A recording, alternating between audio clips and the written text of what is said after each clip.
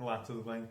Eu sou Miguel Marado, sou o autor do livro Lendário e vou falar um pouco mais sobre outro dos seus episódios e, sobretudo, sobre o contexto histórico que está por detrás da ficção, no caso deste episódio, Capela de São Frutuoso, o nono episódio do livro.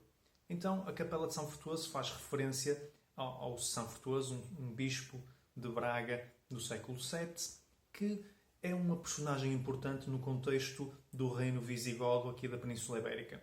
Portanto, os visigodos acabaram por conquistar o território todo da atual Portugal e atual Espanha continentais e, nesse contexto, o São Frutuoso era um dos representantes do clero no que era o Concílio de Toledo. Toledo era a cidade que servia de capital do reino visigodo e onde se reuniam os mais importantes nobres e elementos do clero para decidir o futuro daquele reino.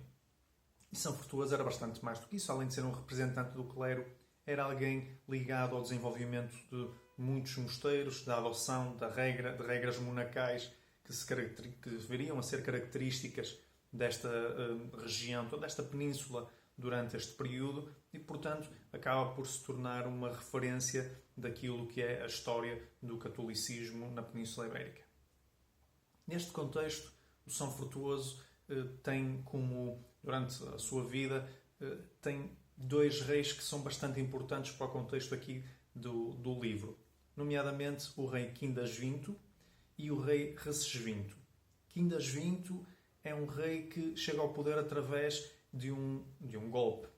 Portanto, força o seu acesso ao poder num contexto em que o poder não era hereditário.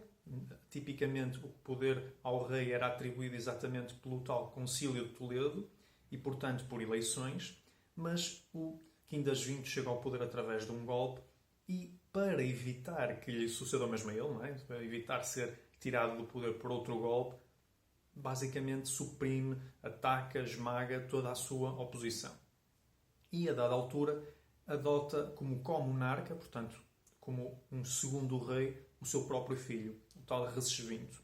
O Recesvinto, quando chega ao poder, o seu pai já está numa fase mais terminal da sua vida, está mais idoso, mais debilitado, e, portanto, o Recesvinto basicamente assume o poder.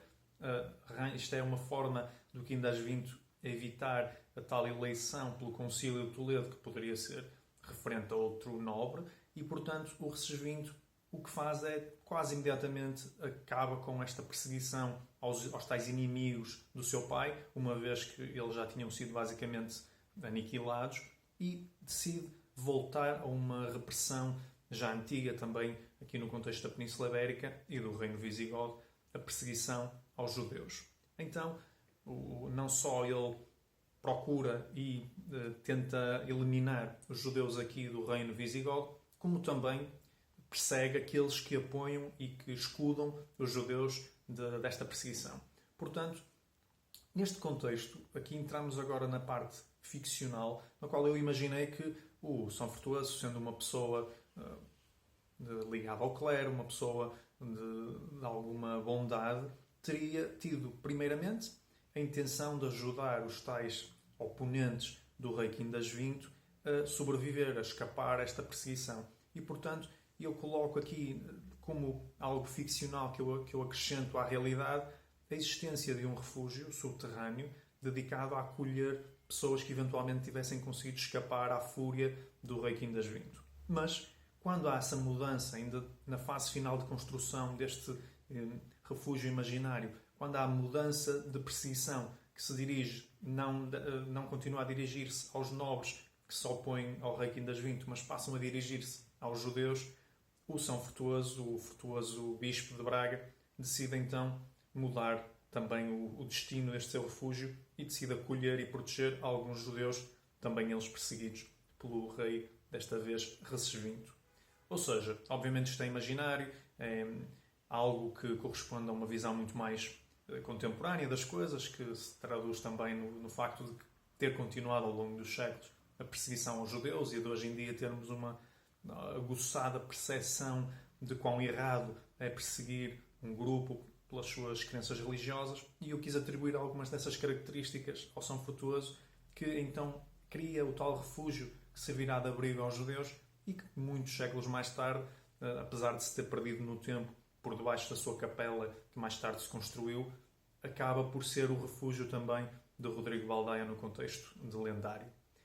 Fica aqui então explanado o contexto desta parte ficcional e espero que tenha valido a pena. Muito obrigado pela vossa atenção. Estarei de volta com o 10º episódio deste primeiro volume de Lendário.